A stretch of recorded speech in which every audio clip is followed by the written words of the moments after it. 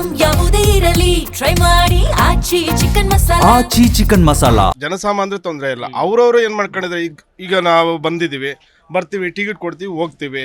ನಮ್ಗೇನ್ ಗೊತ್ತಿರ್ತದೆ ಬಸ್ಸು ಆ ಸ್ಟ್ರೈಕು ಈ ಸ್ಟ್ರೈಕು ಅದ್ ಮಾಡಿ ಇದ್ ಮಾಡಿದ್ರೆ ಜನಸಾಮಾನ್ಯಕ್ಕೆ ಎಷ್ಟು ತೊಂದರೆ ಆಗುತ್ತೆ. ಈ ಬಸ್ ನಿನ್ನೋದು ಯಾರಿಗೂ ಗೊತ್ತಿರಲ್ಲ, ಮತ್ತೆ ಆಟೋದೊಳಗೆ ಕಾಸಿರಲ್ಲ, ವ್ಯಾನಲ್ಲೋಗಿ ಕಾಸಿರಲ್ಲ, ಆಯ್ತವಾ.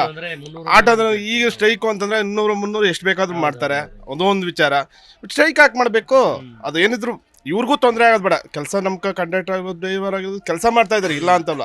ಅವ್ರಿಗೂ ಅವ್ರು ತೊಂದರೆ ಮಾಡೋದು. ಸರ್ಕಾರದವ್ರು ಯಾವುದೇ ಕಾರಣಕ್ಕೂ ಅವ್ರು ತೊಂದರೆ ಮಾಡಬಾರ್ದು, ಆಯ್ತವಾ. ನಾವು ಬಸ್ ಸ್ಟ್ರೈಕ್ ಮಾಡಿದ್ರೆ ತುಂಬಾ ಜನಕ್ಕೆ ತೊಂದರೆ ಆಗುತ್ತೆ. ಆಲ್ಮೋಸ್ಟ್ ಇಲ್ಲಿ ಜನ ಅಲ್ಲೇ ಸ್ಟ್ರಕ್ ಆಗೋಗುತ್ತೆ. ಈ ತರ ಸರ್ಕಾರ ಈ ತರ ಮಾಡಬಾರ್ದು. ಇನ್ನೊಂದು ಯಾವ ಜ್ಯೋತಿ ಏನಾದ್ರೂ ಮಾಡ್ಕೊಡ್ಲಿ, ನಮ್ಗೆ ಅದಕ್ಕೆ ಕೆಲಸ ಇಲ್ಲ. ತೊಂದರೆ ಮಾತ್ರ ಮಾಡಬಾರ್ದು, ಜನಸಾಮಾನ್ಯರಿಗೆ ತೊಂದರೆ ಮಾತ್ರ ಮಾಡಬಾರ್ದು.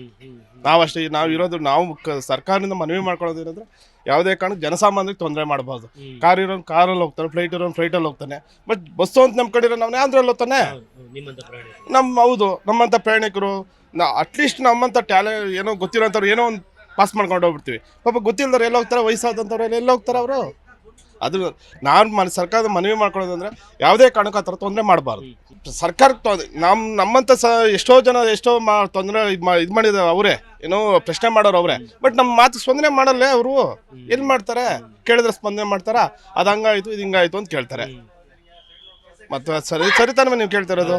ನಾವು ಕೇಳ್ತೀವಿ ಸರ್, ಕೇಳೋಕ್ಕಿಲ್ಲ ಅಂತಲ್ಲ. ಇವಾಗ ಸರ್ಕಾರಕ್ಕೆ ನಾವು ಕೇಳ್ತಾರೆ, ಈ ಮಾತು ಹೇಳ್ತಾರೆ ಸರ್ಕಾರಕ್ಕೆ. ಬಟ್ ನಿಮ್ಗೆ ಯಾಕ್ರಿ, ನೀವು ಬರ್ರಿ ಸೀಟಲ್ಲಿ ಬಸ್ಸಲ್ಲಿ ಕೂತ್ಕೊಳ್ರಿ, ಹೋಗ್ರಿ ಅಂತ ಹೇಳ್ತಾರೆ. ನಿಮ್ದೇನಾಯ್ತು ಕೊಟ್ಟು ಹೋಗ್ರಿ ಅಂತ ಹೇಳ್ತಾರೆ, ಅಲ್ವಾ ತಾನೆ? ಅಷ್ಟೇ ನೋಡೋದು. ಅಂದ್ರೆ ಯಾವ್ದೇ ಕಾರಣ ಡ್ರೈವರ್ ದುಡ್ಡು ಕೆಲಸ ಮಾಡೋರ್ಗೂ ತೊಂದರೆ ಮಾಡಬಾರ್ದು, ಸರ್ಕಾರದ ಅವ್ರಿಗೂ ತೊಂದರೆ ಮಾಡ್ಬೋದು, ನಮಗೂ ತೊಂದರೆ ಮಾಡ್ಬೋದು. ಯಾಕಂದ್ರೆ ನಾವು ಟಿಕೆಟ್ ಕೊಡ್ತೀವಿ, ಹೋಗ್ತಾ ಇದೀವಿ.